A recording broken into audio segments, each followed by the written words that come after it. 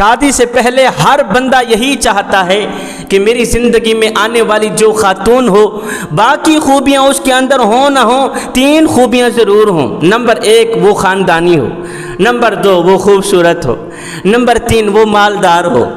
ایک مالدار، دوسری خاندانی، تیسری خوبصورت۔ سنو، حضرت رابعہ بصری کے اندر ان تینوں خوبیوں میں سے ایک خوبی بھی موجود نہیں تھی۔ عورت کے لحاظ سے حضرت رابعہ بصری کے اندر ایک خوبی بھی موجود نہیں تھی، نہ ہی تو وہ خاندانی تھی، خاندان کی غلام ہے، نین نقش بڑے ہی عجیب سے ہیں، رنگت کی کالی ہے، خوبصورت نہیں ہے، مال کہاں سے آئے جو خود غلام ہے، ہائے نہ تو وہ خوبصورت ہے، نہ ہی تو وہ اچھے خاندان کی ہے، نہ ہی تو وہ مالدار ہے۔ آج 13 صدیاں بعد بھی میں اس کا نام بڑے ہی ادب سے لے رہا ہوں، آخر کیوں؟ آج 1300 سال بعد میں حضرت رابعہ بصری کا نام بلند کر رہا ہوں، آخر کیوں؟ وجہ کیا ہے؟ ایک عورت ہونے کے لحاظ سے اس کے اندر ایک خوبی بھی موجود نہیں۔ اس زمانے کی اور بھی بڑی بڑی بیگمات تھی، بڑی بڑی حسین و جمیل، ہیرے جواہرات میں تلنے والی عورتیں تھیں، آج ان کا نام لینا کوئی گوارا نہیں کرتا۔ بنو امیہ کا دور ہے، ان کے حرم میں دنیا کی حسین ترین عورتیں موجود ہیں، آج ان کا نام لینا کوئی گوارا نہیں کرتا، مگر حضرت رابعہ بصری دنیا کا کوئی بھی گنہگار ہو، بدکار ہو، سیاہکار ہو، خطا کار ہو، حضرت رابعہ بصری کا نام بڑے ہی ادب سے لیتا ہے کہ یہ اللہ کی نیک بندی تھی، یہ مومنہ تھی۔ آخر اس کے اندر یہ خوبی کہاں سے آئی، کس وجہ سے آئی؟ آج 13 صدیاں بعد بھی حضرت رابعہ بصری کا نام بلند ہے۔ وجہ کیا ہے؟ کس وجہ سے اس کا نام بلند ہے؟ آخر کون سا ایسا نیک عمل کیا تھا، کون سا عمل اپنایا تھا؟ سنو، وہ ایک ہی عمل تھا، وہ تھی نماز۔ اے اسلام کی مقدس شہزادیوں، دل کے کانوں سے سنو، جب رات ہوتی تھی حضرت رابعہ بصری نہا کر کپڑے بدل کر شوہر کے پاس آتی، کہتی میرے سرتاج آپ کو میری ضرورت ہے؟ وہ کہتا نہیں۔ اچھا پھر اجازت دو میں اللہ کے ہاں حاضری پیش کر لوں۔ پھر ساری رات مصلی پہ کھڑی گزار دیتی تھی، 2 رکعت نماز نیت کرتی، 1 رکعت پڑھتی، دوسری رکعت ابھی پوری نہیں ہوتی تھی، رات گزر جاتی تھی۔ حضرت سیدہ فاطمہ الزہرا رضی اللہ تعالی عنہا کے اس قول کو دہرایا کرتی تھی، کہتی ہو میرے کریم رب تیری راتیں اتنی چھوٹی ہیں کہ تیری بندی کا ذوق بندگی بھی پورا نہیں ہوتا، میں 2 رکعت نماز نفل کی نیت کرتی ہوں، 1 رکعت پڑھتی ہوں، دوسری رکعت پوری نہیں ہوتی کہ تیری رات ختم ہو جاتی ہے، اور میرے کریم رب ایک رات تو اتنی بڑی بنا دے کہ تیرے محمد کی بیٹی سیدہ فاطمہ الزہرا کی جو لونڈی ہے، جو کنیز رابعہ بصری ہے، وہ رج رج کے تیری عبادت تو کر سکے۔ ہائے وہ تھیں اسلام کی مقدس شہزادیاں جن کے اندر نماز تھی، جن کے اندر تقوی تھا، معرفت الہی تھی، وہ نماز کو دنیا و آخرت کا سب سے بڑا خزانہ سمجھتی تھیں، نماز کے ساتھ اس طرح کی دل لگی تھی کہ آج دیکھ لو زمانے مٹ گئے، صدیاں مٹ گئیں، آج اس خاتون کا نام زندہ ہے، جو بھی اس خاتون کا نام لیتا ہے بڑے ہی ادب سے لیتا ہے، بڑے ہی احترام سے لیتا ہے، اس لیے کہ وہ خاتون نمازی تھی، اس کو نماز کے ساتھ محبت تھی، نماز کے ساتھ عشق تھا، خشیت الہی ان کے اندر کوٹ کوٹ کے بھری گئی تھی۔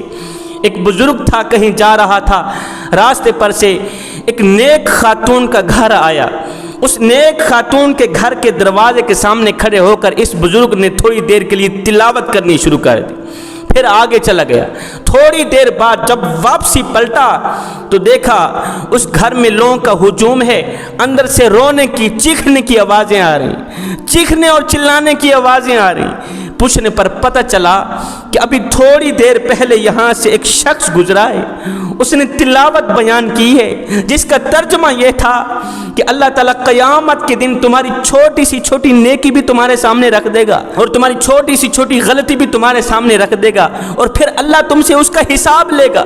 یہ سن کر اللہ کی نیک بندی چیخ پڑی، رو کر کہنے لگی مالک مجھ میں تو روئی کے دانے کے برابر جتنا حساب دینے کی ہمت نہیں، تو چھوٹے سے چھوٹے گناہ کا بھی حساب لے گا، تو چھوٹی سی چھوٹی غلطی کا بھی حساب لے گا۔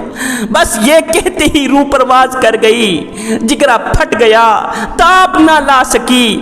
اے ہم صبح سے لے کر شام تک قرآن پڑھتے رہتے ہیں، قرآن کی تلاوت سنتے ہیں، ہمارے اندر تبدیلی کیوں نہیں آتی؟ ہمارے جگرے کیوں نہیں پھٹتے؟ ہم دین کی راہ پر کیوں نہیں چلتے؟ ہم حق سچ کیوں نہیں بولتے؟ کیا ہم نے کبھی قرآن مجید کی تلاوت نہیں کی ہے؟ لیکن اس طرح کی خاصیت ہمارے اندر نہیں ہے۔ ہم بھی قرآن مجید پڑھتے ہیں لیکن ان لوگوں کی طرح کا خوف ہمارے اندر نہیں ہے۔ وہ عورتیں تھیں جو شرط لگاتی تھی تو نمازی بن جا میں تیرے ساتھ محبت کروں گی، تو نمازی بن جا میں تیرے ساتھ شادی کروں گی۔ آپ نے وہ واقعہ نہیں سنا؟ حضرت سیدنا عمر فاروق رضی اللہ تعالی عنہ کا دور مبارک ہے۔ آپ کے دور کی ایک خاتون ہے جو روزانہ مسجد نبوی میں نماز پڑھنے کے لیے جاتی ہے۔ اس دور میں عورتیں بھی مردوں کے ساتھ نماز پڑھا کرتی تھیں، یہ تو بعد میں الگ الگ ہوئے۔ ایک خاتون مسجد نبوی میں نماز پڑھنے کے لیے جا رہی تھی، اللہ نے بڑے ہی حسن سے نواز رکھا تھا، بڑی ہی خوبصورت تھی۔ مسجد نبوی میں نماز پڑھنے کے لیے جا رہی ہے، ایک نوجوان سامنے آیا، کہنے لگا اے خاتون، اے اسلام کی مقدس شہزادی، اے حسن کی ملکہ، میں تیرے ساتھ عشق کر بیٹھا ہوں، لہذا تجھ سے شادی کرنا چاہتا ہوں۔ اس نے کہا اچھا تو مجھ سے عشق کر بیٹھا ہے، نوبت یہاں تک آن پہنچی ہے کہ تو مجھ سے شادی بھی کرنا چاہتا ہے؟ کہا ہاں جی شادی کرنا چاہتا ہوں۔ اس نیک خاتون نے کہا میری ایک شرط ہے، وہ شرط تو پوری کر میں تیری ہو گئی۔ اس نے کہا جلدی بتا کون سی تیری شرط ہے؟ اس نے کہا میری کوئی لمبی چوڑی شرط نہیں، بس شرط یہ ہے کہ اگر مجھے پانا چاہتے ہو تو مجھے پانے کے لیے 40 دن حضرت سیدنا عمر فاروق کے پیچھے نماز پڑھنی پڑے گی۔ اس نے کہا یہ تو کام ہی آسان ہے۔ اس کام کو آسان سمجھتے ہوئے سیدھا گیا مسجد نبوی میں۔ اب فجر ہے تو مسجد میں، ظہر عصر مغرب عشاء ہے تو مسجد میں۔ اس نے نماز کے ساتھ دوستی لگا لی۔ ہائے میں صدقے جاؤں قربان جاؤں عمر تیری نماز پر۔ ادھر سے وہ نماز پڑھتا رہا عمر کے پیچھے، ادھر سے دل کا زنگ اترتا رہا، ادھر سے وہ سجدوں پہ سجدے کرتا رہا، ادھر سے دل کی دنیا بدلتی رہی۔ جب 40 دن مکمل ہوئے، یہی نوجوان اسی راستے سے آ رہا ہے، سر نیواں ہے، حیا کے دامن میں چھپا ہوا ہے، اسی راستے پر وہ خاتون کھڑی ہے۔ خاتون نے کہا نوجوان سر اٹھا، میں شرط پہ پوری کھڑی ہوں، سر اٹھا، میں نے شرط رکھی تھی اگر میری جیسی حسین و جمیل عورت کو پانا چاہتا ہے 40 دن عمر کے پیچھے نماز پڑھنی پڑے گی۔ نماز پڑھ کے آیا ہے، لہٰذا میں خود کو تیرے حوالے کرتی ہوں، مجھ سے شادی کر لے، میں شرط پہ پوری کھڑی ہوں، لہٰذا تو مجھے حاصل کرنا چاہتا ہے تو کر لے، میں تیرے سامنے کھڑی ہوں۔